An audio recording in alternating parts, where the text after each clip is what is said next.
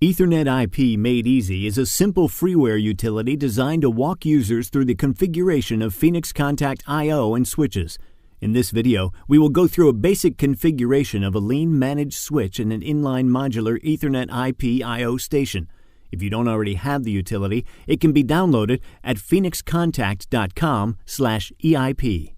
Step 1. Select what Ethernet port your PC should utilize when searching and configuring the EtherNet IP devices. Once you highlight the desired port, select Next to continue. This step allows you to limit the utility's ability to spy the entire network by specifying address ranges. To enable this function, you simply locate the Enable Include/Exclude of IP address checkbox, check it, then add the IP address ranges into the Include or Exclude fields. If this feature is not needed, just move on to the next step. Now it's time to start configuring IP addresses. While on this page, the utility spies for EtherNet devices. Once a device is located, it will be displayed in the field. If the device already has an IP address, that information will be displayed in the field. To assign or change an IP address, just highlight a device and in the IP address window, enter the desired IP address. Once you hit the Add button, you will see the new address show up in the IP to assign field. At this point, the device has not yet received its new IP address. This will occur in the next step. Once you have designated addresses for each of the devices, you can move on to the next step. With our new IP addresses designated, it's time to apply these changes to the devices by highlighting the device and clicking the Start Serving IP Address button. Once the process starts, you will see the word Assigning in the IP address field.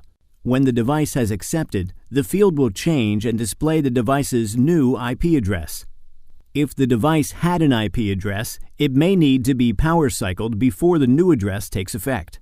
From this page, we can view and configure all the Phoenix Contact managed switches on your network. Just highlight the desired device and check the boxes to enable or disable the desired features. Once complete, click the Send and Save Configuration button to store the new configuration into the switched non-volatile memory. Once all of your switches are configured, you can move on to the I/O configuration. From the EtherNet IP I/O configuration page, we can start the configuration of individual inline modular I/O stations. To proceed, you simply select the desired I/O station and click Next. The first step in I/O configuration is to answer the following 3 questions. Do you want the first input word on your station to contain station diagnostics data? Do you want to pad I/O and guarantee that analog data will only start on even bytes for simplified programming? Do you want to disable the IP addressing mechanism so the current IP address is stored permanently? Once you have made these selections, the configuration needs to be written before moving to the next step.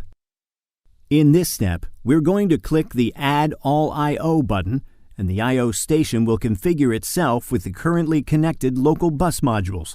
If you needed to change the configuration, you will need to click the Accept New Configuration button. The final step is to configure any analog modules you may have on the local bus. This page can be handled a couple different ways. First, we could select range, channel, and designate each channel for a specific voltage or current range. Second, we could select manual configuration for specialized configurations. The final option, add the configuration to the pole to allow this configuration to be handled in the PLC logic. Whichever method you choose, just make sure you click the Write Config button to store your settings before moving on. Your I/O configuration is now complete, and all that's left to do is configure the RS-Logix 5000 project. To help the programmer, we created this page to show basic configuration and I/O mapping data. This information can either be viewed here or copied and pasted to a text document for future reference. If you already have an active RS-Logix project, you can use this page to push the I/O configuration directly into the project. To do this, you will first have to save the project as a .l5k file extension. Then, from this page, Utility can access the file and add the I/O configuration to the project. On the final page, we gave you a utility that allows you to send explicit messages to the I/O station for additional configuration, testing, and troubleshooting. Now, click Next again, and you will be taken back to the beginning of the I/O configuration section. If you only have one station to configure, simply click the Exit button to close the utility.